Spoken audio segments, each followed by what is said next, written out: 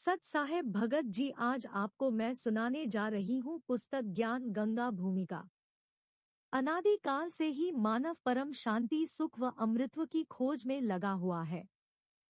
वह अपने सामर्थ्य के अनुसार प्रयत्न करता आ रहा है, लेकिन उसकी यह चाहत कभी पूर्ण नहीं हो पा रही है।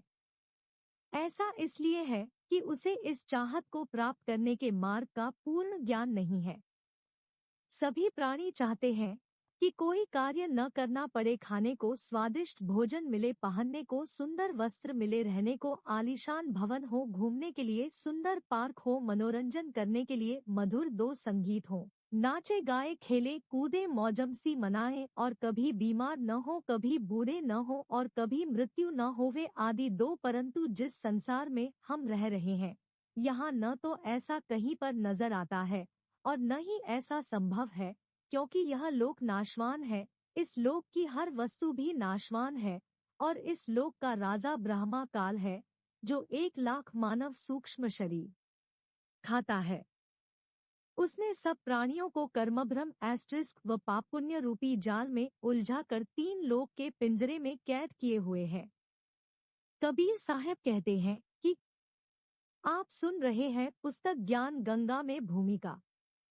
कबीर 3 लोक पिंजरा भया, पाप पुण्य 2 जाल, सभी जीव भोजन भये, एक खाने वाला काल, गरीब एक पापी एक पुनी आया, एक है सूम दलेल रे, बिना भजन कोई काम नहीं आवे, सब है जम की जेल रे। कर्मभ्रम एस्टरिस्क, कर्म सिद्धांत जैसा करोगे वैसा प्राप्त करोगे, भरोगे। ब्रह्म शन से युक्त ज्ञान जो वेदों तथा गीता में काल ब्रह्मा ने प्रदान किया है। उदाहरणार्थ गीता अध्याय 15 श्लोक 1 से 4 में तथा अध्याय 4 श्लोक 31 से 32, 34 अध्याय 7 श्लोक 18 में गीता ज्ञान दाता ब्रह्मा ने कहा है कि यह संसार रूपी वृक्ष है। इसकी जड़ें ऊपर है तथा 3 गुण रूपी शाखाएं नीचे हैं। जो इस संसार रूपी वृक्ष के विषय में पूर्ण जानकारी बताए वह पूर्ण संत अर्थात तत्वदर्शी संत है।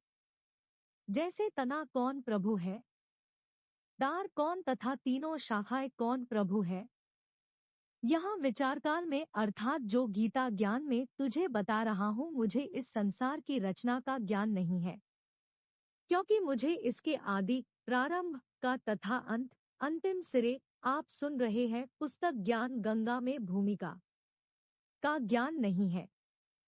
इसलिए किसी तत्वदर्शी संत की खोज कर उस तत्वदर्शी संत के बताए भक्ति मार्ग, वे ऑफ वर्शिप अनुसार साधना करके उस परम पद व परमेश्वर की खोज करनी चाहिए, जहां जाने के पश्चात साधक पुनः लौटकर संसार में नहीं आता, अर्थात पूर्ण मोक्ष प्राप्त करता है। जिस पूर्ण परमात्मा से इस संसार रूपी वृक्ष का विस्तार हुआ है, अर्थात जिस परमेश्वर ने इस सृष्टि की रचना की है, उसी की पूजा करनी चाहिए। मैं गीता ज्ञान दाता भी उसी परमेश्वर की शरण में हूँ। गीता अध्याय 3 श्लोक 31 से 32 में कहा है, गीता में जो ज्ञान दिया है यह मेरा मत विचार है। भले ही यह पूर्ण नहीं है, फिर भी अन्य साधनाएं जो शास्त्र विधि रहित है उनसे श्रेष्ठ है। जो मेरे मत अनुसार साधना नहीं करता वह व्यर्थ प्रयत्न कर रहा है। पूर्ण परमात्मा की साधना से मिलने वाले लाभ की तुलना में गीता अध्याय 7 श्लोक 18 में गीता ज्ञान दाता ने अपनी साधना से मिलने वाले लाभ को भी अनुत्तम बताया है।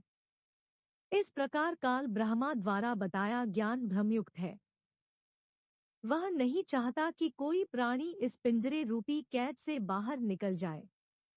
वह यह भी नहीं चाहता कि जीव आत्मा को अपने निज घर सतलोक का पता चले। इसलिए वह अपनी त्रिगुणी माया से हर जीव को भ्रमित किए हुए है।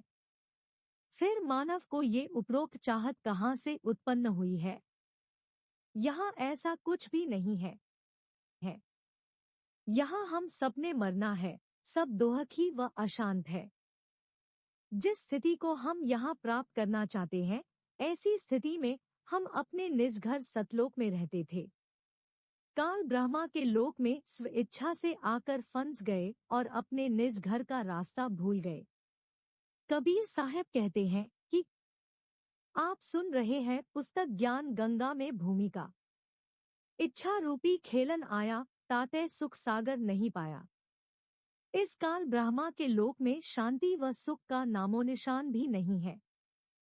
त्रिगुणी माया से उत्पन्न काम, क्रोध, लोभ, मोह, अहंकार, रागद्वेष, हर्ष, शोक, लाभानी, मान बढ़ाई रूपी अवगुण हर जीव को परेशान किए हुए हैं।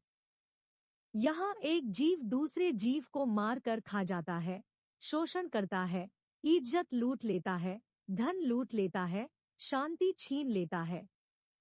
यहाँ पर चारों तरफ आग लगी है। यदि आप शांति से रहना चाहोगे तो दूसरे आपको नहीं रहने देंगे। आपके न चाहते हुए भी चोर चोरी कर ले जाता है, डाकू डाका डाल ले जाता है, दुर्घटना घट जाती है, किसान की फसल खराब हो जाती है, व्यापारी का व्यापार ठप हो जाता है, राजा का राज छीन लिया जाता है, स्वस्थ शरीर में बीमारी लग जाती है, अर्थात यहाँ पर कोई भी वस्तु सुरक्षित नहीं। राजाओं के राज, इज्जतदार की इज्जत, धनवान का धन, ताकतवर की ताकत और यहाँ तक कि हम सभी के शरीर भी अचानक छीन लिए जाते हैं। माता पिता के सामने जवान बेटा बेटी मर जाते हैं। दूध पीते बच्चों को रोते बिलखते छोड़कर माता पिता मर जाते हैं। जवान बहनें विधवा हो जाती है और पहाड़ से दोहखों को भोगने को मजबूर होते हैं। विचार करें कि क्या यह स्थान रहने के लायक है। लेकिन हम मजबूरी वश यहाँ रह रहे हैं, क्योंकि इस काल के पिंजरे से बाहर निकलने का कोई रास्ता नजर नहीं आता और हमें दूसरों को दोहखी करने की व दोहक सहने की आदत सी बन गई। यदि आप जी को इस लोक में, जिस परमेश्वर का खौफ काल प्रभु को भी है, जिसके डर से यह उपरोक्त कष्ट उस जीव को नहीं दे सकता जो पूर्ण परमात्मा अर्थात परम अक्षर ब्रह्मा सत्य पुरुष की शरण पूर्ण संत के बताए मार्ग से ग्रहण करता है, वह जब तक संसार में भक्ति करता रहेगा उसको उपरोक्त कष्ट आजीवन नहीं होते। जो व्यक्ति इस पुस्तक ज्ञान गंगा को पढ़ेगा उसको ज्ञान हो जाएगा कि हम अपने निज घर को भूल गए हैं। वह परम शांति व सुख यहाँ न होकर निज घर सतलोक में है, जहाँ पर न जन्म है, न मृत्यु है, न बुढ़ापा, न दुख, न कोई लड़ाई झगड़ा है, न कोई बीमारी है, न पैसे का कोई लेन देन है, न आप सुन रहे हैं पुस्तक ज्ञान गंगा में भूमिका। वह नहीं चाहता कि कोई प्राणी इस पिंजरे रूपी कैद से बाहर निकल जाए।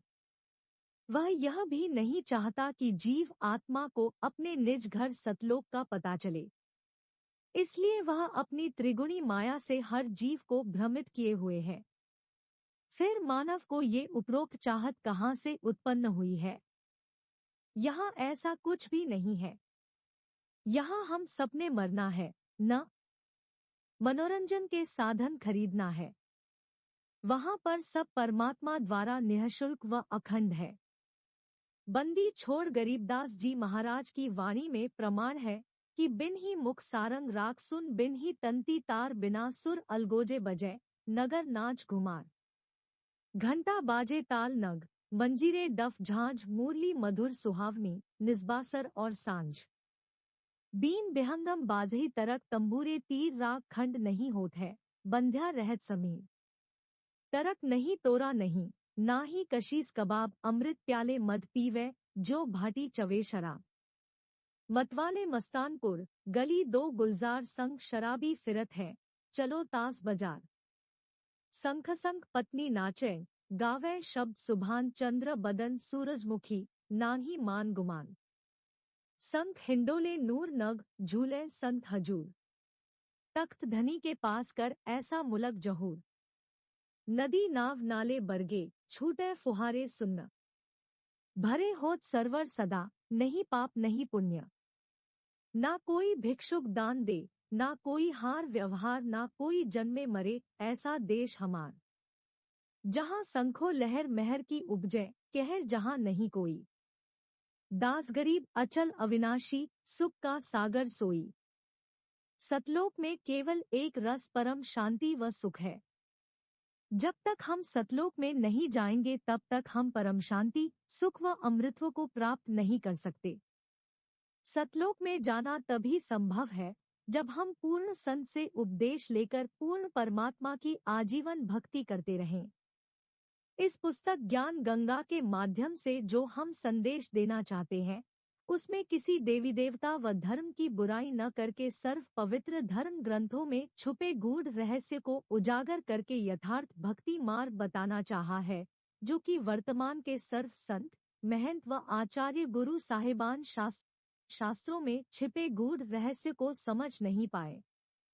परम पूज्य कबीर साहिब जी अपनी वाणी में कहते हैं कि वेद कतेब झूठे ना भाई, झूठे हैं सो समझे नाही। आप सुन रहे हैं पुस्तक ज्ञान गंगा में भूमिका, जिस कारण भक्त समाज को अपार हानि हो रही है। सब अपने अनुमान से व झूठे गुरुओं द्वारा बताई गई शास्त्र विरुद्ध साधना करते हैं, जिससे न मानसिक शांति मिलती है और न ही शारीरिक सुख, न ही घर व कारोबार में लाभ होता है और न ही परमेश्वर का साक्षात्कार होता है और न ही मोक्ष प्राप्ति होती है। यह सब सुख मिले तथा यह जानने के लिए कि मैं कौन हूँ, कहाँ से आया हूँ, क्यों जन्म लेता हूँ, क्यों कैसे मरता हूँ और क्यों दुख भोगता हूँ। आखिर यह सब कौन करवा रहा है और परमेश्वर कौन है, कैसा है, कहाँ है तथा कैसे मिलेगा, और ब्रह्मा, विष्णु और शिव के माता पिता कौन है और किस प्रकार से काल ब्रह्मा की जेल से छुटकारा पाकर अपने निज घर सतलोक में वापस जा सकते हैं। यह सब इस पुस्तक के माध्यम से दर्शाया गया है ताकि इसे पढ़कर आम भक्तात्मा का कल्याण संभव हो सके। यह पुस्तक सद्गुरु रामपाल जी महाराज के प्रवचनों का संग्रह है, जो कि सद्ग्रंथों में लिखे तथ्यों पर आधारित है। हमें पूर्ण विश्वास है कि जो पाठकजन रुचि व निष्पक्ष भाव से पढ़कर अनुसरण करेगा, उसका कल्याण संभव है। आत्म प्राण उद्धार ही ऐसा धर्म नहीं और कोटि अश्वमेघ यज्ञ सकल समाना भौर। जीव उद्धार परम पुण्य ऐसा कर्म नहीं और मरुस्थल के मंग जो सब मर गए दौड़ दौड़। भावार्थ, यदि एक आत्मा को सतभक्ति मार्ग पर लगा जीवात्मा के उद्धार के लिए किए गए कार्य अर्थात सेवा से श्रेष्ठ कोई भी कार्य नहीं है। अपने पेट भरने के लिए तो पशु पक्षी भी सारा दिन भ्रमते हैं। उसी तरह वह व्यक्ति है जो परमार्थी कार्य नहीं करता। परमार्थी कर्म सर्वश्रेष्ठ सेवा जीव कल्याण के लिए किया कर्म है। जीव कल्याण का कार्य न करके सर्व मानव मरुस्थल के हिरण की तरह दौड़ दो कर मर जाते हैं, जिसे कुछ दूरी पर जल ही जल दिखाई देता है और वहां दौड़ कर जाने पर थल ही प्राप्त होता है। फिर कुछ दूरी पर थल का जल दिखाई देता है, अंत में उस हिरण की प्यास से ही मृत्यु हो जाती है। ठीक इसी प्रकार जो प्राणी इस काल लोक में जहां हम रह रहे हैं, वे उस हिरण के समान सुख की आशा करते हैं। जैसे निःसंतान सोचता है संतान होने पर सुखी हो जाऊंगा। संतान वालों से पूछे तो उनकी अनेकों समस्याएं सुनने को मिलेंगी। निर्धन व्यक्ति सोचता है कि धन हो जाए तो मैं सुखी हो जाऊं। जब धनवानों की कुशल जानने के लिए प्रश्न करोगे तो ढेर सारी परेशानियां सुनने को मिलेंगी। कोई राज्य प्राप्ति से सुख मानता है, यह उसकी महाभूल है। राजा, मंत्री, मुख्यमंत्री, प्रधानमंत्री, राष्ट्रपति को स्वप्न में भी सुख नहीं होता। जैसे 4-5 सदस्यों के परिवार का मुखिया अपने परिवार के प्रबंध में कितना परेशान रहता है। राजा तो एक क्षेत्र का मुखिया होता है, उसके प्रबंध में सुख स्वप्न में भी नहीं होता। राजा लोग शराब पीकर कुछ गम भुलाते हैं, माया इकट्ठा करने के लिए जनता से कर लेते हैं। फिर अगले जन्मों में जो राजा सत्य भक्ति नहीं करते, पशु योनियों को प्राप्त होकर प्रत्येक व्यक्ति से वसूले कर को उनके पशु बनकर लौटाते हैं। जो व्यक्ति मनमुखी होकर तथा झूठे गुरुओं से दीक्षित होकर भक्ति तथा धर्म करते हैं, वे सोचते हैं कि भविष्य में सुख होगा, लेकिन इसके विपरीत दुख ही प्राप्त होता है। कबीर साहब कहते हैं कि मेरा यह ज्ञान ऐसा है कि यदि ज्ञानी पुरुष होगा तो इसे सुनकर हृदय में बसा लेगा, और यदि मूर्ख होगा तो उसकी समझ से बाहर है। आप सुन रहे हैं पुस्तक ज्ञान गंगा में भूमिका। कबीर, ज्ञानी हो तो हृदय लगाई, मूर्ख हो तो गम ना पाई। अधिक जानकारी के लिए कृपया प्रवेश करें इस पुस्तक ज्ञान गंगा में। इस पुस्तक को पढ़कर सुप्रीम कोर्ट के वरिष्ठ अधिवक्ता श्री सुरेश चंद्र ने कहा, इस पुस्तक का नाम तो ज्ञान सागर होना चाहिए। कलयुग में सत्ययुग। संत रामपाल जी के सत्संग वचनों से उद्धत। सत्ययुग उस समय को कहते हैं जिस युग में अधर्म नहीं होता, शांति होती है। पिता से पहले पुत्र की मृत्यु नहीं होती, स्त्री विधवा नहीं होती, रोग रहित शरीर होता है। सर्व मानव भक्ति करते हैं, परमात्मा से डरने वाले होते हैं, क्योंकि वे आध्यात्मिक ज्ञान के सर्व मन कर्म वचन से किसी को पीड़ा नहीं देते तथा दुराचारी नहीं होते। जति सती स्त्री पुरुष होते हैं, वक्षों की अधिकता होती है। सर्व मनुष्य वेदों के आधार से भक्ति करते हैं।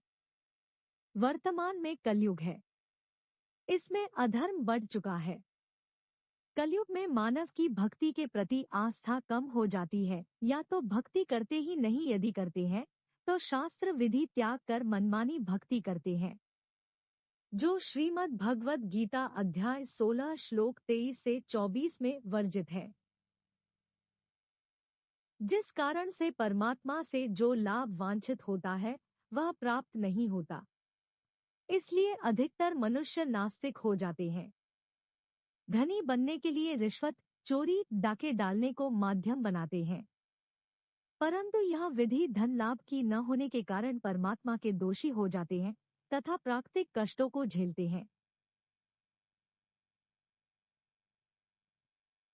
परमेश्वर के विधान को मानव भूल जाता है कि किस्मत से अधिक प्राप्त नहीं हो सकता। यदि अन्य अवैध विधि से धन प्राप्त कर लिया तो वह रहेगा नहीं। जैसे एक व्यक्ति अपने पुत्र को सुखी देखने के लिए अवैध विधि से धन प्राप्ति करता था। कुछ दिनों पश्चात उसके पुत्र के दोनों गुर्दे खराब हो गए। जैसे तैसे करके गुर्दे बदलवाए 3 लाख रुपए खर्च हुआ। जो धन अवैध विधि से जोड़ा था वह सर्व खर्च हो गया तथा कुछ रुपए कर्जा भी हो गया। फिर लड़के का विवाह किया। 6 महीने के पश्चात बस दुर्घटना में इकलौता पुत्र मृत्यु को प्राप्त हुआ। अब न तो पुत्र रहा और न ही अवैध विधि से अर्जित किया गया धन शेष क्या रहा।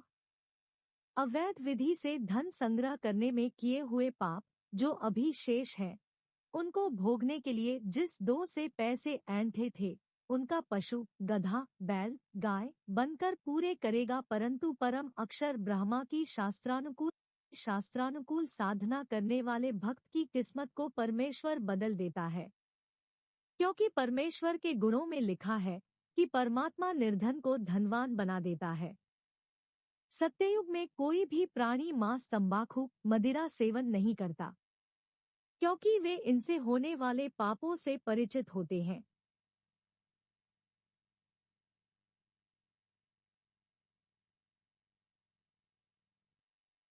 आप सुन रहे हैं पुस्तक ज्ञान गंगा में भूमिका। मांस खाना पाप है। एक समय एक संत अपने शिष्य के साथ कहीं जा रहा था।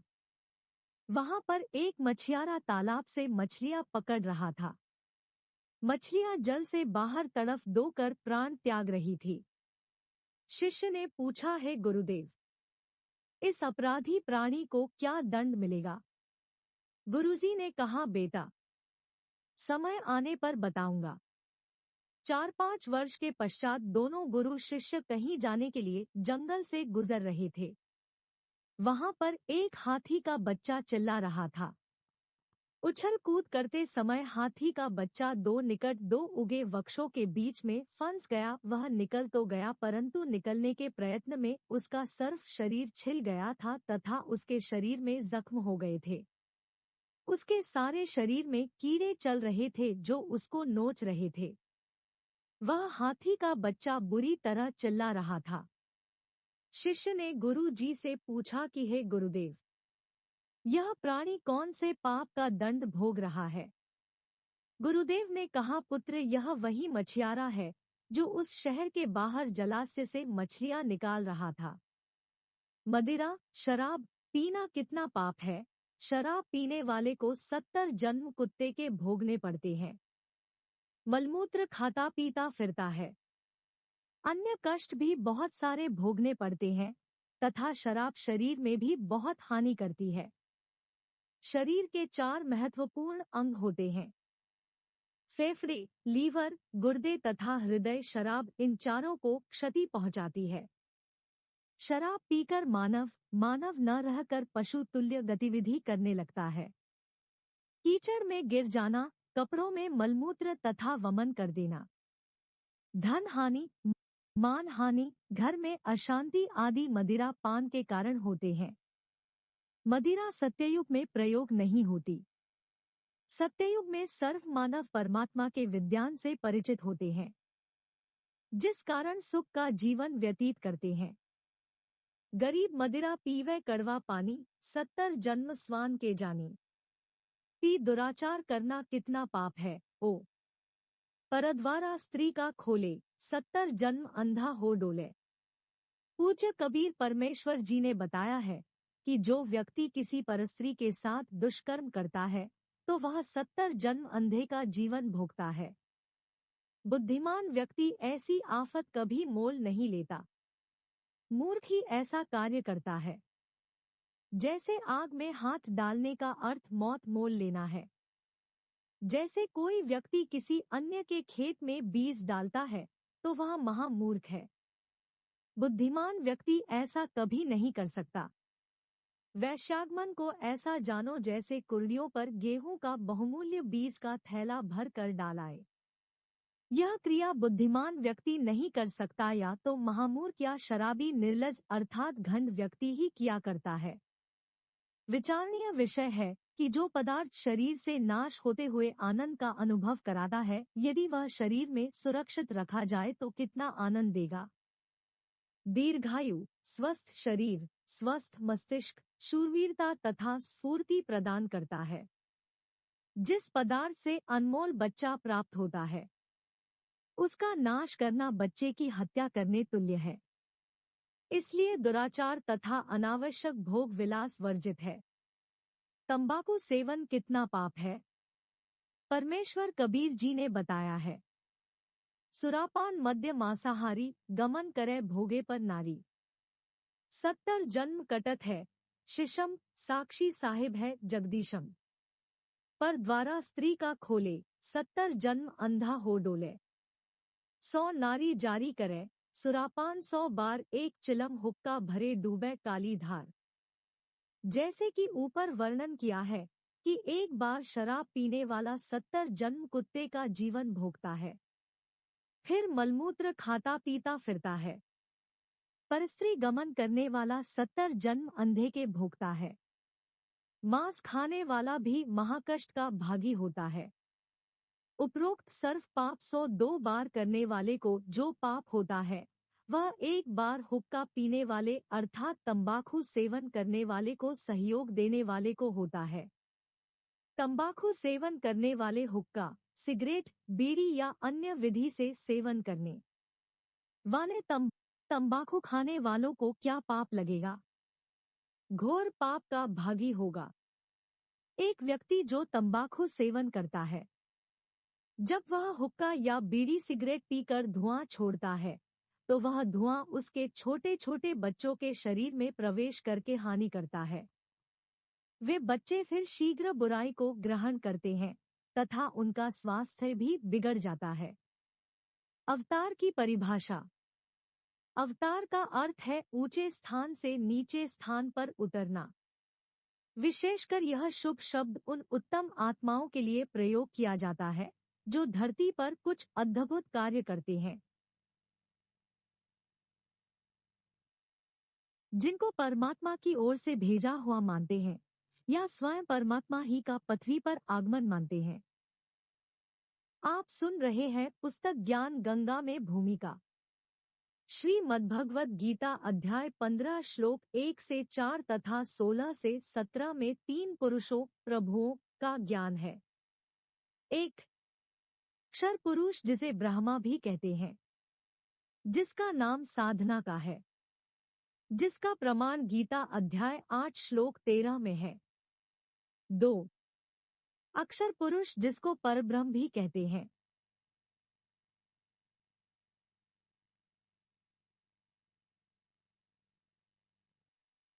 जिसकी साधना का मंत्र तत् जो सांकेतिक है, प्रमाण गीता अध्याय 17 श्लोक 23 में है। 03. उत्तम पुरुष तुह अन्य = श्रेष्ठ पुरुष परमात्मा तो उपरोक्त दोनों पुरुषों क्षर पुरुष तथा अक्षर पुरुष से अन्य है। वह परम अक्षर पुरुष है जिसे गीता अध्याय 8 श्लोक 1 के उत्तर में अध्याय 8 के श्लोक 3 में कहा है कि वह परम अक्षर ब्रह्मा है। इसका जाप सत है जो सांकेतिक है। इसी परमेश्वर की प्राप्ति से साधक को परम शांति तथा सनातन परमधाम प्राप्त होगा। प्रमाण गीता अध्याय 18 श्लोक 62 में यह परमेश्वर परम अक्षर ब्रह्मा गीता ज्ञान दाता से भिन्न है। अधिक ज्ञान प्राप्ति के लिए कंप्या पुस्तक धरती पर अवतार सतलोक आश्रम बरवाला से प्राप्त करें। अवतार 2 प्रकार के होते हैं, जैसे ऊपर कहा गया है। अब आप जी को पता चला कि मुख्य रूप से 3 पुरुष प्रभु है, जिनका उल्लेख ऊपर कर दिया गया है। हमारे लिए मुख्य रूप से 2 प्रभुओं की भूमिका रहती है। एक क्षर पुरुष ब्रह्मा जो गीता अध्याय 11 श्लोक 32 में अपने आप को काल कहता है। 2 परम अक्षर पुरुष परम अक्षर ब्रह्मा जिसके विषय में गीता अध्याय 8 श्लोक 3 तथा 8, 9, 10 में तथा गीता अध्याय 18 श्लोक 62 अध्याय 15 श्लोक 1 से 4 तथा 17 में कहा है। ब्रह्मा काल के अवतारों की जानकारी गीता अध्याय 4 का श्लोक 7 यदा यदा हि धर्मस्य ग्लानिर्भवति भारत अभ्युत्थानमधर्मस्य तदात्मानं सृजाम्यहम्। 7 यदा यदा हि धर्मस्य ग्लानिः भवति भारत अभ्युत्थानम् अधर्मस्य तदा आत्मानं संजामि अहम्। 7 अनुवाद भारत हे भारत, यदा यदा जब जब धर्मस्य धर्म की ग्लानिः हानि और अधर्मस्य अधर्म की अभ्युत्थानम वृद्धि भवती होती है, तदा तब तब ही अहम मैं आत्मानम अपना अंश अवतार संजामी रचता हूँ अर्थात उत्पन्न करता हूँ। 7 जैसे श्रीमद्भगवद गीता अध्याय 4 श्लोक 7 में गीता ज्ञान दाता ने कहा है कि जब जब धर्म में घृणा उत्पन्न होती है, धर्म की हानि होती है तथा अधर्म की वृद्धि होती है, तो मैं काल ब्रह्मा = क्षर पुरुष अपने अंश अवतार संजन करता = हूँ अर्थात उत्पन्न करता हूँ। जैसे श्री रामचंद्र जी तथा श्री कृष्णचंद्र जी को काल ब्रह्मा ने ही पृथ्वी पर उत्पन्न किया था, जो स्वयं श्री विष्णु जी ही माने जाते हैं। इनके अतिरिक्त 8 अवतार और कहे गए हैं, जो श्री विष्णु जी स्वयं नहीं आते अपितु अपने लोक से अपने कपा पात्र पवित्र आत्मा को भेजते हैं। वे भी अवतार कहलाते हैं। कहीं 2 पर 25 अवतारों का भी उल्लेख पुराणों में आता है। काल ब्रह्मा क्षर पुरुष के भेजे हुए अवतार पृथ्वी पर बढ़े अधर्म का नाश कत्लेआम अर्थात संहार करके करते हैं। उदाहरण के रूप में श्री रामचंद्र जी तथा श्री कृष्णचंद्र जी, श्री परशुराम जी तथा श्री निहकलंक जी, जो अभी आना शेष है, जो कलयुग के अंत में आएगा, ये सर्व अवतार घोर संहार करके ही अधर्म का नाश करते हैं। अधर्मियों को मारकर शांति स्थापित करने की चेष्टा करते हैं, परंतु शांति की अपेक्षा अशांति ही बढ़ती है। जैसे श्री रामचंद्र जी ने रावण को मारने के लिए युद्ध किया। युद्ध में करोड़ों पुरुष मारे गए, जिनमें धर्मी तथा अधर्मी दोनों ही मारे गए। फिर उनकी पत्नियां तथा छोटे बड़े बच्चे शेष रहे, उनका जीवन नरक बन गया। विधवाओं को अन्य व्यक्तियों ने अपनी हवस का शिकार बनाया। निर्वाह की समस्या उत्पन्न हुई, आदि दो अनेकों अशांति के कारण खड़े हो गए।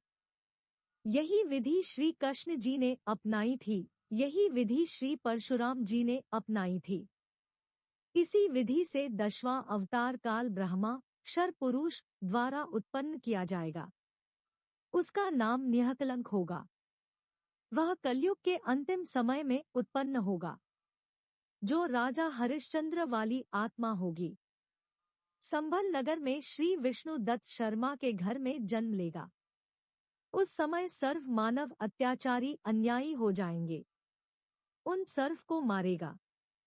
उस समय जिन दो मनुष्यों में परमात्मा का डर होगा। कुछ सदाचारी होंगे, उनको छोड़ जाएगा, अन्य सर्व को मार डालेगा। यह विधि है ब्रह्मा कालक्षर पुरुष के अवतारों की अधर्म का नाश करने तथा शांति स्थापना करने की। परम अक्षर ब्रह्मा अर्थात सत्य पुरुष के अवतारों की जानकारी है। परम अक्षर ब्रह्मा स्वयं पृथ्वी पर प्रकट होता है। वह सशरीर आता है, सशरीर लौट जाता है। यह लीला वह परमेश्वर दो प्रकार से करता है। क = टाइम्स प्रत्येक युग में शिशु रूप में किसी सरोवर में कमल के फूल पर वन में प्रकट होता है। वहां से निःसंतान दंपति उसे उठा ले जाते हैं। फिर लीला करता हुआ बड़ा होता है तथा आध्यात्मिक ज्ञान प्रचार करके अधर्म का नाश करता है। सरोवर के जल में कमल के फूल पर अवतरित होने के कारण परमेश्वर नारायण कहलाता है। नार = जल, आयन = आने वाला, अर्थात जल पर निवास करने वाला नारायण कहलाता है। आप सुन रहे हैं पुस्तक ज्ञान गंगा में भूमिका। ख = जब चाहे साधु संत जिंदा के रूप में अपने सत्यलोक से पृथ्वी पर आ जाते हैं तथा अच्छी आत्माओं को ज्ञान देते हैं। फिर वे पुण्यात्माएं भी ज्ञान प्रचार करके अधर्म का नाश करते हैं। वे भी परमेश्वर के भेजे हुए अवतार होते हैं।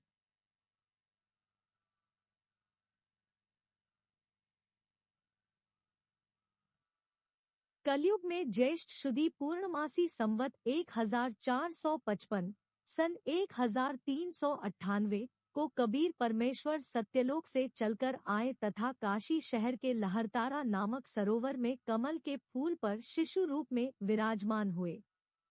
वहां से नीरू तथा नीमा जो जुलाहा धानक दंपति, नीरू तथा नीमा उसी जन्म में ब्राह्मण थे, श्री शिव जी के पुजारी थे। मुसलमानों द्वारा बलपूर्वक मुसलमान बनाए जाने के कारण जुलाहे का कार्य करके निर्वाह करते थे। बच्चे की नाजुक हालत देखकर नीमा ने अपने इष्ट शिव जी को याद किया।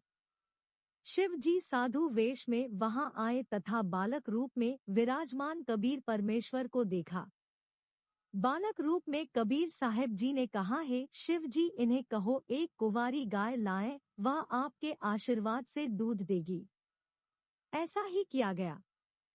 कबीर परमेश्वर के आदेशानुसार भगवान शिव जी ने कुंवारी गाय की कमर पर थपकी लगाई। उसी समय बछिया के थनों से दूध की धार बहने लगी। एक कोरा मिट्टी का छोटा घड़ा नीचे रखा। पात्र भर जाने पर दूध बंद हो गया। फिर प्रतिदिन पात्र थनों के नीचे करते ही बछिया के थनों से दूध निकलता। उसको परमेश्वर कबीर जी पिया करते थे। जुलाहे के घर परवरिश होने के कारण बड़े होकर परमेश्वर कबीर जी भी जुलाहे का कार्य करने लगे तथा अपनी अच्छी आत्माओं को मिले, उनको तत्वज्ञान समझाया तथा स्वयं भी तत्वज्ञान प्रचार करके अधर्म का नाश किया तथा जिन दो को परमेश्वर जिंदा महात्मा के रूप में मिले, उनको सच्चखंड सत्यलोक में ले गए तथा फिर वापस छोड़ा उनको आध्यात्मिक ज्ञान दिया तथा अपने से परिचित कराया। वे उस परमेश्वर सत्य पुरुष के अवतार थे। उन्होंने भी परमेश्वर से प्राप्त ज्ञान के आधार से अधर्म का नाश किया। वे अवतार कौन? दो हुए हैं। एक डॉट आदरणीय धर्मदास जी, 2 आदरणीय मलुकदास जी, 3 आदरणीय नानक देव साहेब जी, सिख धर्म के प्रवर्तक, 4 आदरणीय दादू साहेब जी, 5 आदरणीय गरीबदास साहेब जी गांव छुड़ानी जी, झज्जर हरियाणा वाले तथा 6 आदरणीय घीसा दास साहेब जी गांव खेखड़ा जी, मेरठ उत्तर प्रदेश वाले ये उपरोक्त सर्व अवतार परम अक्षर ब्रह्मा सत्य पुरुष के थे।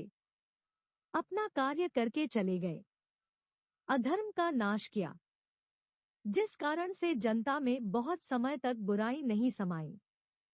वर्तमान में संतों की कमी नहीं परंतु शांति का नाम नहीं। कारण यह है कि इन संतों की साधना शास्त्रों के विरुद्ध है, जिस कारण से समाज में अधर्म बढ़ता जा रहा है।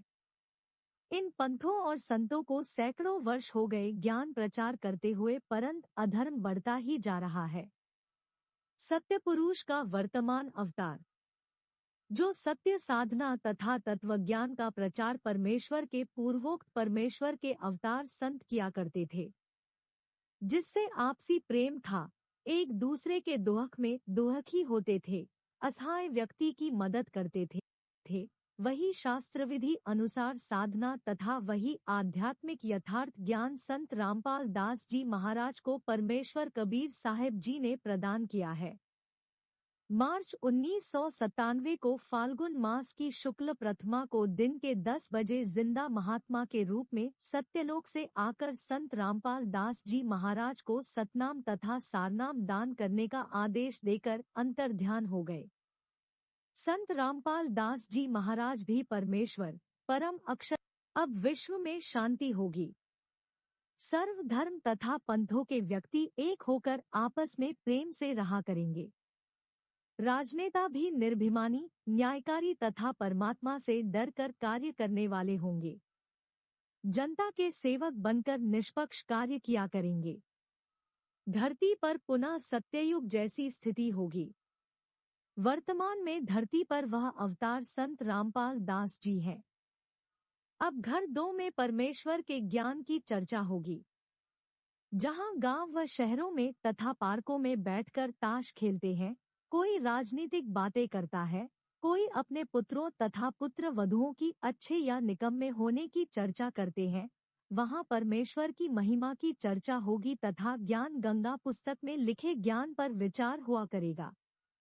परमात्मा की महिमा करने मात्र से भी जीव पुण्य का भागी बनता है। फिर शास्त्र विधि अनुसार साधना करके जीवन सुखी बनाएंगे तथा आत्म कल्याण कराएंगे। धरती पर कलयुग में सत्ययुग जैसा समय आएगा। संत रामपाल दास जी महाराज ही वर्तमान में वास्तव में धरती पर अवतार है। अधिक जानकारी के लिए कृपया पढ़े पुस्तक धरती पर अवतार संपूर्ण। अमेरिका की महिला भविष्यवक्ता फ्लोरेंस की महत्वपूर्ण भविष्यवाणी। अमेरिका की विश्व विख्यात भविष्यवक्ता फ्लोरेंस ने अपनी भविष्यवाणियों में कई बार भारत का जिक्र किया है। The fall of sensation culture नाम की अपनी पुस्तक में उन्होंने लिखा है कि सन 2000 आते आते प्राकृतिक संतुलन भयावह रूप से बिगड़ेगा। लोगों में आक्रोश की प्रबल भावना होगा। दुराचार पराकाष्ठा पर होगा। पश्चिमी देशों के विलासितापूर्ण जीवन जीने वालों में निराशा, बेचैनी और अशांति होगी। अतप्त अभिलाषाएं और जोर पकड़ेगी, जिससे उनमें आपसी कटुता बढ़ेगी। चारों ओर हिंसा और बर्बरता का वातावरण होगा। ऐसा वातावरण होगा कि चारों ओर हाहाकार मच जाएगा। लेकिन भारत से उठने वाली एक नई विचारधारा इस घातक वातावरण को समाप्त कर देगी। वह विचारधारा वैज्ञानिक दृष्टि से सामंजस्य और भाईचारे का महत्व समझाएगी। वह यह भी समझाएगी कि धर्म और विज्ञान में आपस में विरोध नहीं है। आध्यात्मिकता की उच्चता और भौतिकता का खोखलापन सबके सामने उजागर करेगी। मध्यम वर्ग उस विचारधारा से बहुत अधिक प्रभावित होगा। यह वर्ग समाज के सभी वर्गों को अच्छे समाज के निर्माण के लिए उत्प्रेरित करेगा। यह विचारधारा पूरे विश्व में चमत्कारी परिवर्तन लाएगी। मुझे अपनी छठी अतीन्द्रिय शक्ति से यह एहसास हो रहा है कि इस विचारधारा को जन्म देने वाला वह महान संत भारत में जन्म ले चुका है। उस संत के ओजस्वी व्यक्तित्व का प्रभाव सबको चमत्कृत करेगा। उसकी विचारधारा अध्यात्म के कम होते जा रहे प्रभाव को फिर से नई स्फूर्ति देगी। चारों ओर आध्यात्मिक वातावरण होगा।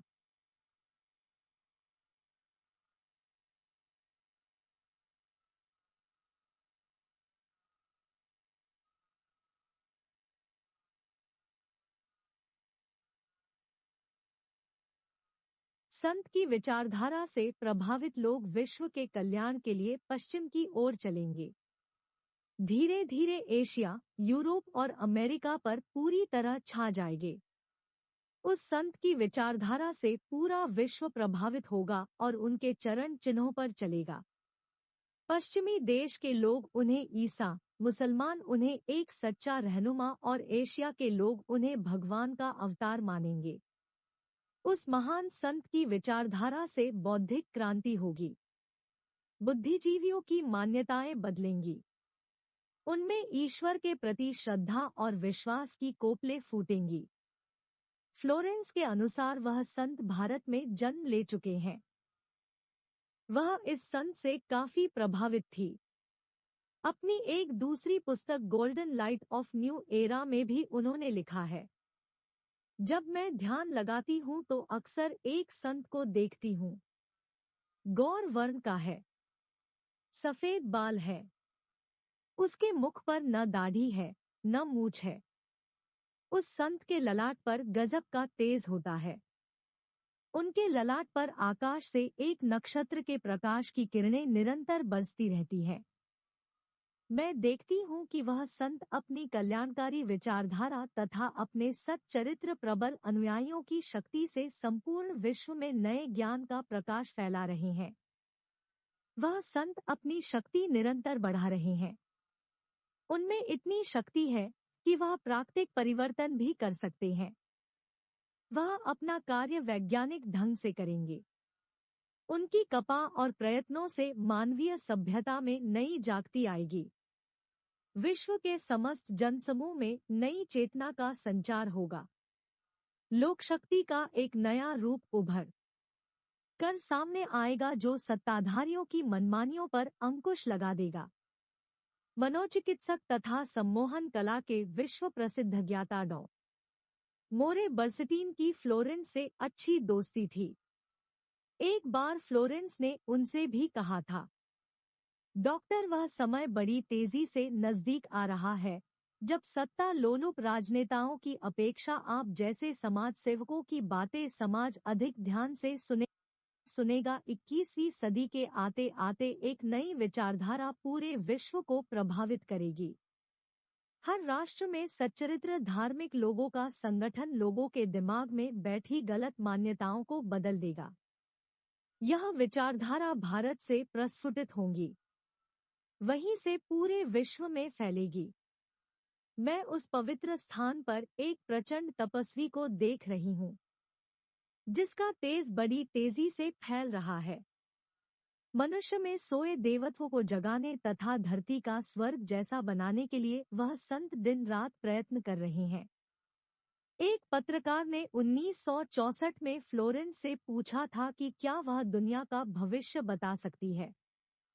फ्लोरेंस ने इसके जवाब में कहा था, 1970 की शुरुआत व्यापक उथल-पुथल के साथ होगी। 1979 से 80 के बाद ऐसे ऐसे भूकंप आएंगे कि न्यूजर्सी का कुछ हिस्सा तथा यूरोप का और एशिया के कई देशों के स्थान भूकंप से विदीर्ण हो जाएंगे।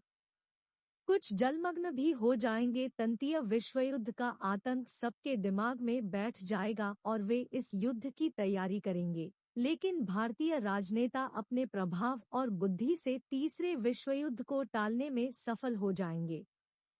तीसरे विश्वयुद्ध के शुरू होने तक भारत के शासन की बागडोर आध्यात्मिक प्रवृत्ति के लोगों के हाथ में होगी, इसलिए उनके प्रभाव से विश्वयुद्ध टलेगा। वे शासक एक महान संत के ओजस्वी तथा क्रांतिकारी विचारधारा से प्रभावित होंगे। वे उस संत के प्रति उसी तरह समर्पित होंगे जैसे वाशिंगटन स्वतंत्रता एवं मानवता के प्रति समर्पित थे। अमेरिका के शहर न्यूजर्सी की रहने वाली फ्लोरेंस सचमुच एक विलक्षण महिला थी। एक बार नेबेल नाम के व्यक्ति ने टी कार्यक्रम के दौरान उनसे बोला, आप भारत में जन्म ले चुके संत के बारे में तो अक्सर बताती रहती हैं। मैं अपने बारे में कुछ जानना चाहता हूँ, बताइए। फ्लोरेंस ने उसके दाहिने हाथ को थाम लिया और बोली, आप बहुत जल्द किसी दूसरे राज्य से प्रसारण करेंगे। नेबेल एक प्रसारण सेवा के कर्मचारी थे। फ्लोरेंस की इस बात पर वह हंसने लगे। कुछ क्षण बाद बोले, आपने मुझसे यह अच्छा मजाक किया। यदि हमारी कंपनी के अधिकारी इस कार्यक्रम को देख रहे होंगे तो मैं दूसरे राज्य में जाऊं या नहीं, फिलहाल अपनी कंपनी से तुरंत निकाल दिया जाऊंगा। आप सुन रहे हैं पुस्तक ज्ञान गंगा में भूमिका। कुछ ही मिनटों के बाद टी के कंट्रोल रूम का फोन घनघना उठा। फोन नेबेल के लिए था। उनकी कंपनी के जनरल मैनेजर उनसे बात करना चाहते थे। नेबेल ने जब फोन उठाया, अभी यह बात गुप्त रखना, इसकी घोषणा कल की जाएगी।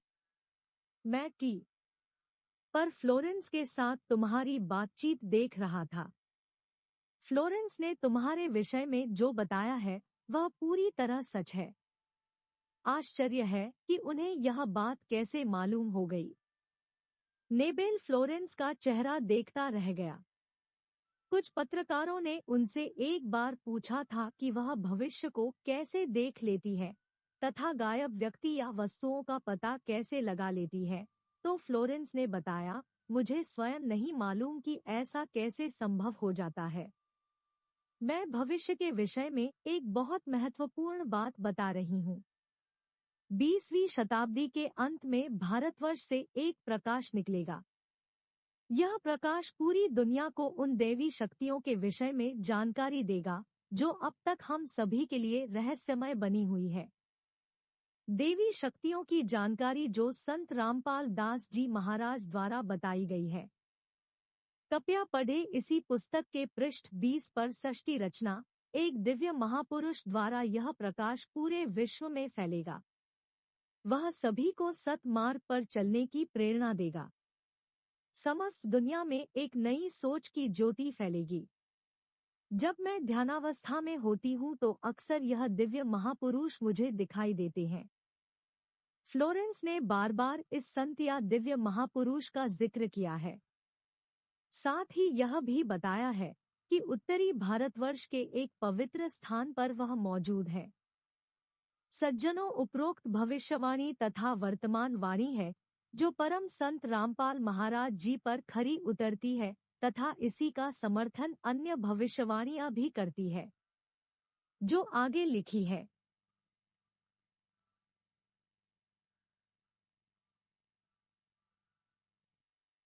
भाई बाले वाली जन्म साखी में प्रमाण। एक महापुरुष के विषय में भाई वाले वाली जन्म साखी में प्रहलाद भक्त की भविष्यवाणी भाई बाले वाली जन्म साखी में लिखा गया विवरण स्पष्ट करता है कि संत रामपाल दास जी महाराज ही वह अवतार है जिन्हें परमेश्वर कबीर जी तथा संत नानक जी के पश्चात पंजाब की धरती पर अवतरित होना था। संत रामपाल दास जी महाराज 8 सितंबर सन 1951 को गांव धनाना, जिला सोनीपत, हरियाणा प्रांत, उस समय पंजाब प्रांत, भारत की पवित्र धरती पर श्री नंद राम जाट के घर जाट वर्ण में श्रीमती इंदिरा देवी की कोख से जन्मे। इस विषय में जन्म साखी भाई बाले वाली हिंदी वाली में जिसके प्रकाशक हैं भाई जवाहर सिंह कंपाल सिंह एंड कंपनी पुस्तकावाले, बाजार माई सेवा, अमंतसर, पंजाब तथा पंजाबी वाली के प्रकाशक है भाई जवाहर सिंह कंपाल सिंह, पुस्तका वाले, गली 8 बाग, रामानंद, अमंतसर, पंजाब। इसमें लिखा अमर लेख इस प्रकार है। एक समय भाई बाला तथा मर्दाना को साथ लेकर सद्गुरु नानक देव जी भक्त प्रहलाद जी के लोक में गए, जो पृथ्वी से कई लाख कोस दूर अंतरिक्ष में है। प्रहलाद ने कहा कि हे नानक जी, आपको परमात्मा ने दिव्य दृष्टि दी तथा कलयुग में बड़ा भक्त बनाया है। आपका कलयुग में बहुत प्रताप होगा। यहाँ पर प्रहलाद के लोक में पहले कबीर जी आए थे या आज आप आए हो, एक और आएगा जो आप दोनों जैसा ही महापुरुष होगा। इन तीनों के अतिरिक्त यहाँ मेरे लोक में कोई नहीं आ सकता। भक्त बहुत हो चुके हैं, आगे भी होगे, परंतु यहाँ मेरे लोक में वही पहुँच सकता है जो इन जैसी महिमा वाला होगा और कोई नहीं। इसलिए इन तीनों के अतिरिक्त यहाँ कोई नहीं आ सकता।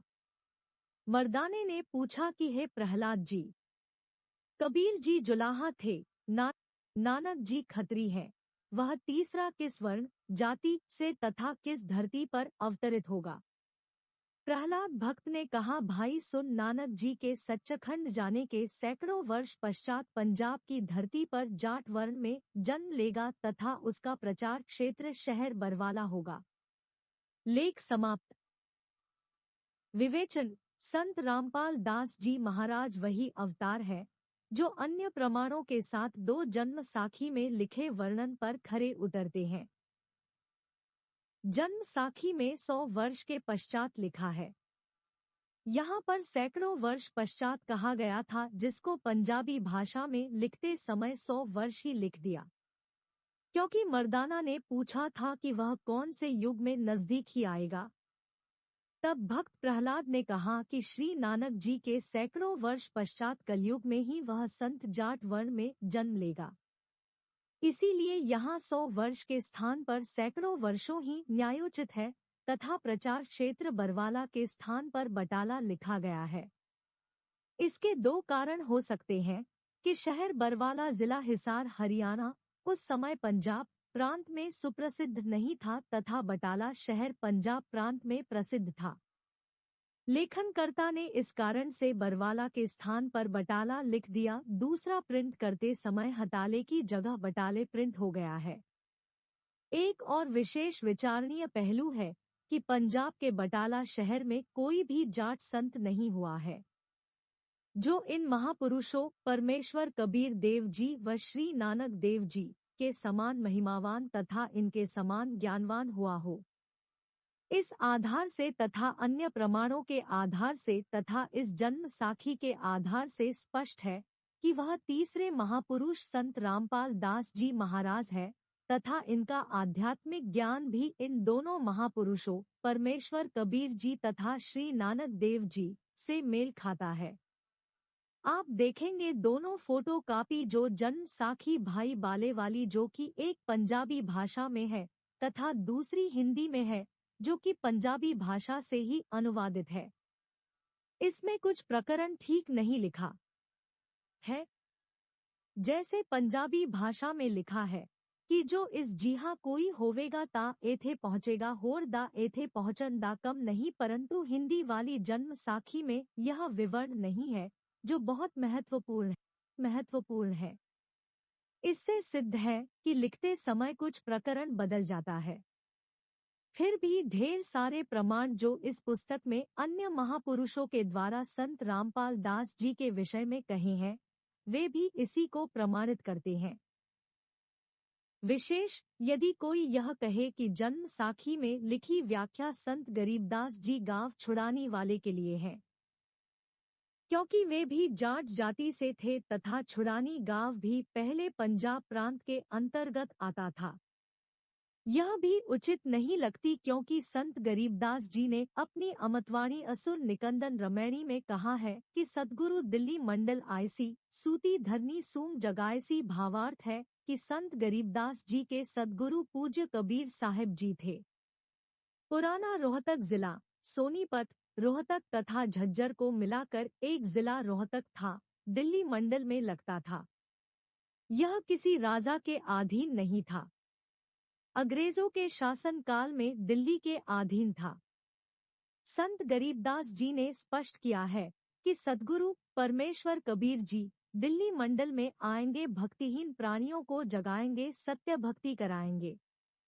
ध्यान रहे, कबीर सागर में काल के दूतों ने मिलावट करके सत्य को न जानकर अपनी अटकलबाजी से असत्य प्रमाण दिए हैं। उसका नाश करने के लिए परमेश्वर कबीर जी ने अपने अंश अवतार संत गरीबदास जी द्वारा यथार्थ ज्ञान प्रचार करवाया है, जो संत गरीबदास जी की अमृतवाणी रूप में है। इसी बात की पुष्टि कबीर सागर के संपादक कबीर पंथी श्री युगलानंद बिहारी जी की उस टिप्पणी से होती है जो उन्होंने अनुराग सागर तथा ज्ञान सागर की भूमिका में की है। कहा है कि कबीर पंथियों ने ही कबीर पंथ के ग्रंथों का नाश कर रखा है।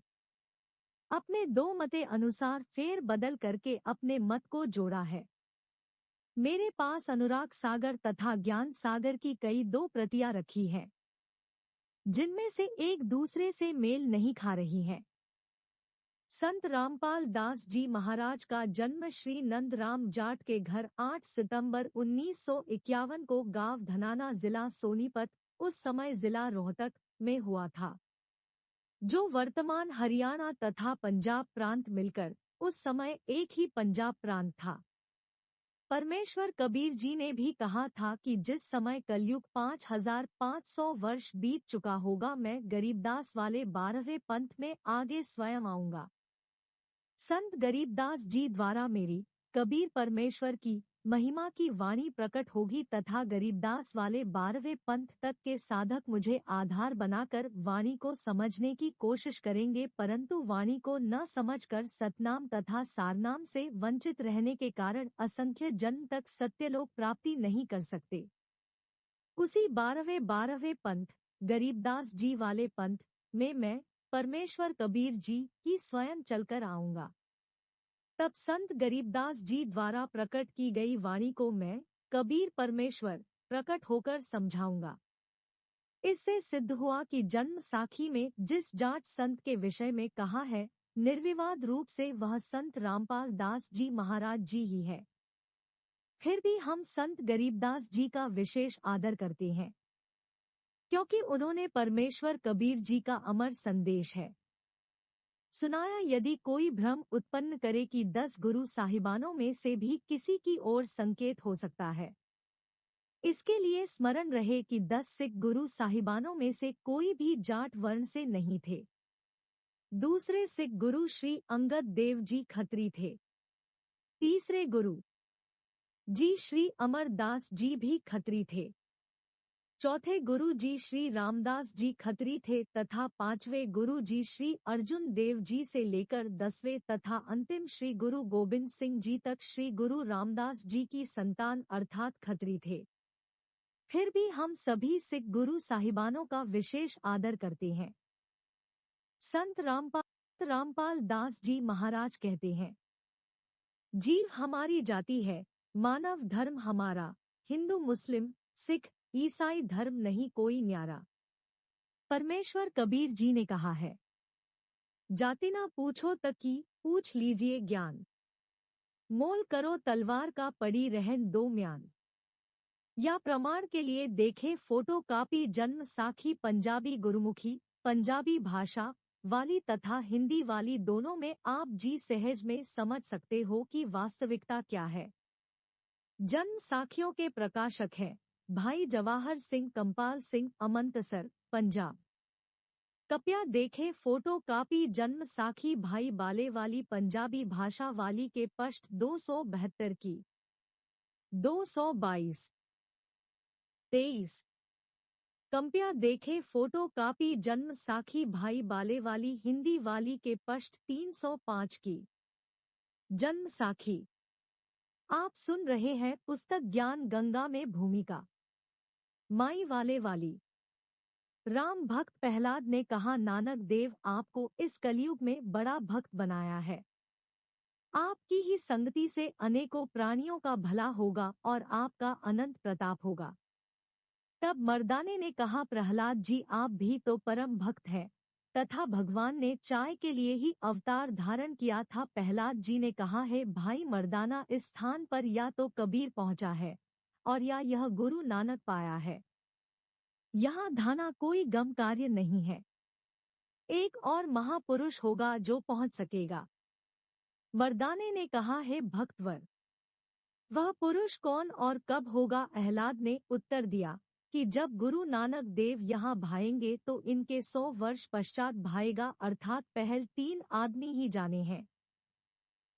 एक तो भक्त कबीर और दूसरे श्री गुरु नानक देव जी, इनके पश्चात वह तीसरा भाएगा। तब मदन ने कहा है, महलाई जी मीर 2 इलाचा पा और नानक देव परम परीसरा किस जाली का रोगा? उत्तर में महलाद जी ने कहा, महाना पंजाब की धरती पोर व उसका जा होगा तथा नगर बाला में होगा। उस समय मर्दाना गुरु जी के च प्रश्न। एक संस्कृत के विद्वान शास्त्री ने कहा कि आपके गुरु संत रामपाल दास जी महाराज संस्कृत नहीं पढ़े हैं। आप कहते हो कि उन्होंने श्रीमद्भगवत गीता का यथार्थ अनुवाद करके भक्तों को बताते हैं। यह कभी नहीं हो सकता। उत्तर। संत रामपाल दास जी महाराज के भक्त ने उत्तर दिया, शास्त्री जी, उसी को परमेश्वर का अवतार कहते हैं।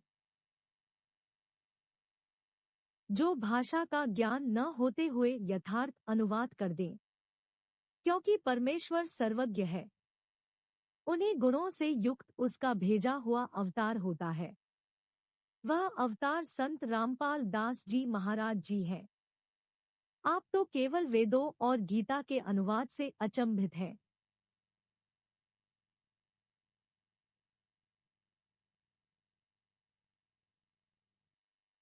संत रामपाल दास जी महाराज ने तो बाइबल तथा कुरान को यथार्थ रूप में बताया है, जिसे ईसाई धर्म के वर्तमान के फादर व पादरी तथा मुसलमान धर्म के मुल्ला व काजी भी नहीं समझ सके। आप सुन रहे हैं पुस्तक ज्ञान गंगा में भूमिका।